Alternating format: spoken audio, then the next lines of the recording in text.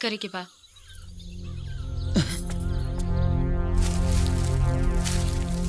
किशन, कुछ दिन से हम देखा तानी तो हमरा से दूर दूर भागत आड़ा। अरे तरह की कुछ मालूम बा? हमरा घर में हमार शादी की तैयारी चलता। तई तू हमसे काहे के बोला तर जहां तोहर शादी तय भइल बकाला? किशन, तू तू ही बात कहत आड़ा? हाँ, हम कहा था नहीं कैसे कि तुहार और हमार मिलन नहीं हो सकत। ऐसे कि तुहार बाबूजी और हमार बाबूजी जन्म जन्म के दुश्मन हलो और हम अपने बाबूजी को अच्छी तरह से जानता नहीं। उमर जी हैं लेकिन तुहार और हमार मिलन कब्बो ना होके दी। किशन, तू हमके समझे की कोशिश काहे नहीं करत? हमरा घर के हालत बहुत खराब बा। राम भैया और सोहन भैया जब से घर छोड़ के गइल बालो बाबूजी के दिल टूट गइल बा।